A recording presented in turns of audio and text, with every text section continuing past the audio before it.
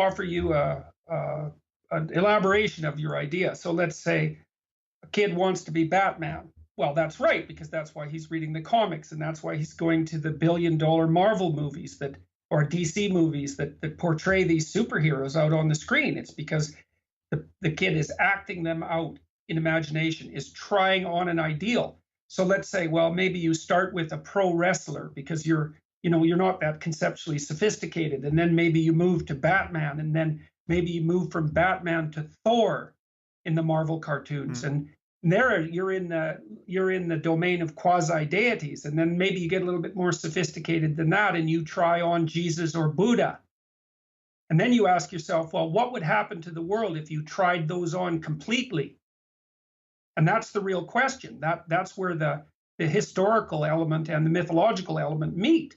I mean, there's obviously a hierarchy of rank among individuals, and some people have a much more positive impact on the world through their actions than others. And there's some hypothetical ultimate limit to that. If you were the best person you could possibly be in every possible way, just exactly how much good could you bring into the world? And at what point would you be a bodhisattva? That's something Buddhists ask themselves all the time. Why would you be an incarnation of Christ? Something that isn't just mythological or imaginative or delusional. It's a partial, because the ideal recedes as you approach it. But there's a reality underneath this, which is that better people are better and worse people are worse. And there's archetypal limits to both of those. So these are very complicated things. They're fiction in a sense, but I would think about them more as metafiction. They're what happens when you distill fiction into what's ever centrally true about fiction. And it's really, really true. Well, I would grant you, and again, this is the topic of my book, Waking Up, that there are possibilities on the positive end of human psychology that very few people actualize for any significant amount of time. And people glimpse them in their best moments in life. They have peak experiences, whether on drugs or, after some crisis, or they've been fasting, or they have moments where they feel as good as they have ever felt. They feel as in touch as they ever will with just the sheer profundity of slamming into the present moment and finding it totally captivating and worthy of their attention. They're not looking elsewhere for anything. They have become identical to the feeling of being and found it to be, in some basic sense, perfect. Now, that's available to us as human beings, and there's not much of a scientific story to tell about it at the moment. It's not arrived at by understanding more about the universe scientifically. So it is, in some sense, orthogonal to all of science. But my point is that it doesn't require delusion either. It doesn't require belief in anything on insufficient evidence. It doesn't require that we believe certain books were revealed by the creator of the universe and others weren't. You can get rid of 90% of what people are doing in the name of religion and spirituality and mysticism and still find this project captivating. The 10% that you retain, perhaps, is when you hear these stories about people like Buddha and Jesus and all of the people who have made heroic efforts to be like them historically, the Christian contemplatives and Buddhist monks and all the rest, you can find in the biographies and pseudo-biographies of these people some evidence that transforming the human mind is possible. And you can find that evidence in your own life if you have the right experiences.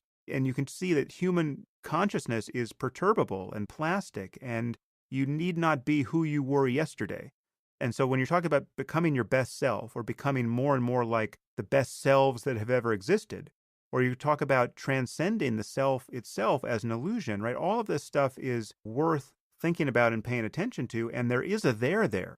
I'm not doubting that for a second. What I'm insisting upon, however, is that we need never step off the razor's edge of real honesty and conceptual integrity, even for a moment, in order to walk in that direction. And that's, as you said, most New Agers see no problem in indulging any kind of happy talk about the significance of crystals or whatever it is they're connected to. And that's where it becomes startlingly unscientific. And that's where someone like Deepak Chopra and I can't agree about how to talk about things, because the moment we start, he hits me with, you close your eyes and you feel at one with the universe. That proves that you preceded the Big Bang. Your consciousness was there before the Big Bang.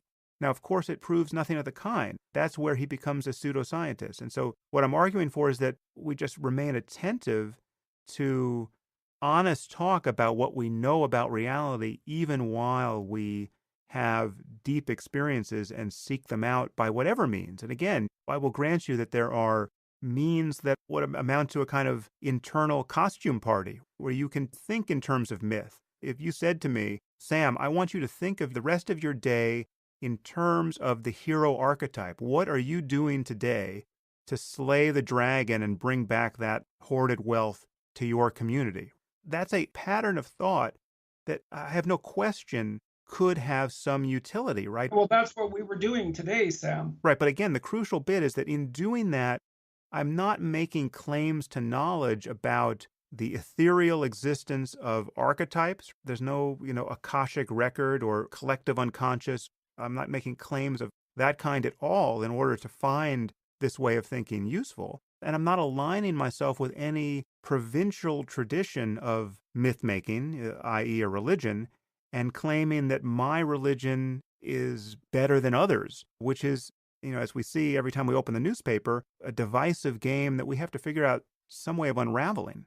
Right, we do. And I mean, your emphasis on clear-headed thinking. I mean, this is part of the reason why I wanted to talk to you. I mean, certainly one of the things that you demonstrated the first time we talked was your capacity for clear-headed thinking. I mean, you're crazily incisive and laser focused, and those are extraordinarily useful attributes. And that's partly why I thought it would be so useful for us to have a conversation. I'm an advocate of critical thinking. We have to get this right. But having said that, the abandonment of all value structures, which is, say, the postmodernist perspective, isn't a way forward, because it leads to a situation where people are going to be unconsciously possessed by far more foolish ideas than they left behind them. You're certainly not getting that in me. I'm not advocating that we abandon value structures. To the contrary, the value that we should have in hand, perhaps before any other, is the one you referenced earlier, which is honesty on Yes. every level, because it's the only thing, when you're talking about honest speech, it's the only thing that allows us to course correct collectively. It's the only thing. Yes, exactly. If you're going to lie to me, then you are denying me your view of reality. And insofar as you have a view that can be useful to me, we're now playing a game that is not at all optimized for course correction.